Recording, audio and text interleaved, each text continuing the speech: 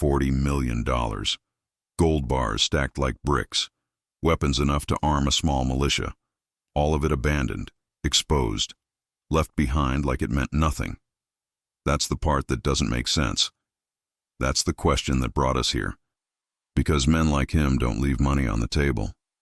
Men like him count every dollar, weigh every gram, eliminate anyone who skims even a fraction.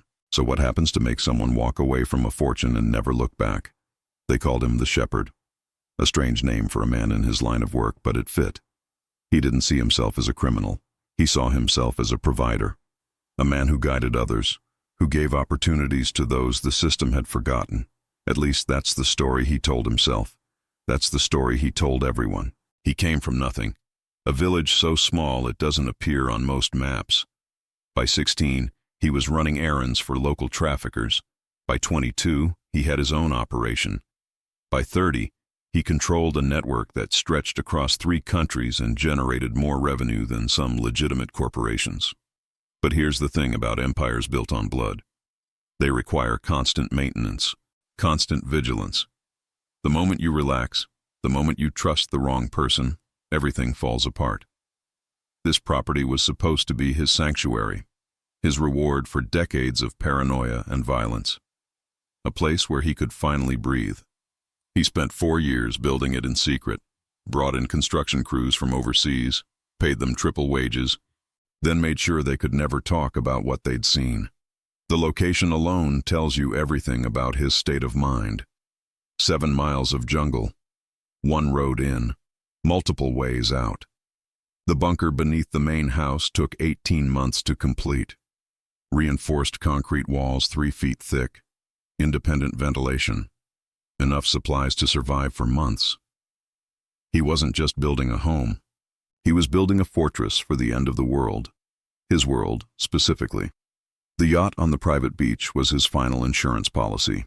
Fueled, stocked, ready to disappear into international waters at a moment's notice. The helicopter pad on the north side of the property served the same purpose. Redundancy. Always have a backup. Always have an exit. For 5 years, it worked. He ran his organization from that office with the ocean view, making decisions that affected thousands of lives while watching the sunset. The production facility hidden behind the garage processed product worth millions every month. The security room in the bunker monitored everything within a 10-mile radius. He had created a perfect machine. Then came the summer of '93. The details are murky. Different sources tell different stories. What's certain is that 3 of his most trusted lieutenants were arrested within the same week. Coincidence doesn't exist at that level of the game. Someone was talking. Someone close. The paranoia that had kept him alive for 30 years must have reached unbearable levels. Every face became suspect. Every phone call a potential trap. The walls of his paradise started closing in. Some say he made a deal, traded information for immunity, and vanished into witness protection, leaving everything behind because taking it would mean leaving a trail. Others say the cartel found him first, that what happened in this mansion was quick, brutal, and thorough, that the jungle swallowed the evidence along with the bodies.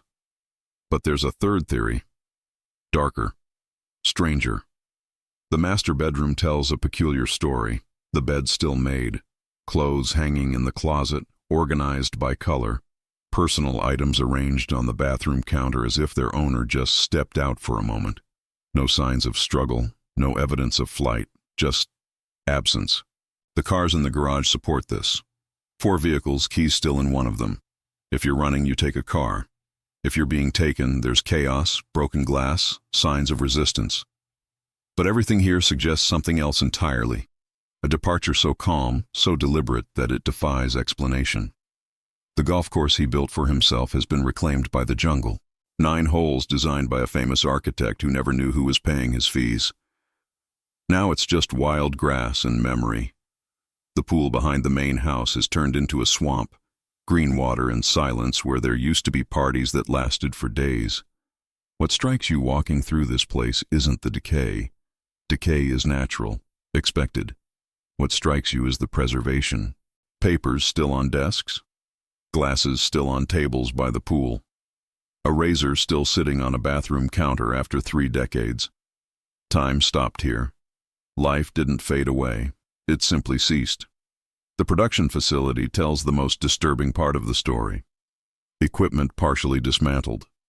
Product abandoned mid-process. If the authorities had raided this place, they would have seized everything. If rivals had attacked, they would have taken or destroyed the operation. But this looks like someone started to clean up, then stopped. Started to erase evidence, then walked away. Why? The elevator connecting the bunker to the beach exit still functions. We tested it. Cables groaning, descent slow, but operational. That yacht could have taken him anywhere. South America, the Caribbean, across the Atlantic to a new life. Instead, it sits half buried in sand, a monument to a plan that was never executed. The security footage would answer everything. But the hard drives are gone. Every single one. Removed carefully, professionally. Someone didn't want a record of what happened here. Someone with access. Someone who knew exactly where to look. 30 years of silence. 30 years of jungle slowly consuming what ambition built. The locals don't talk about this place. When you ask, they change the subject.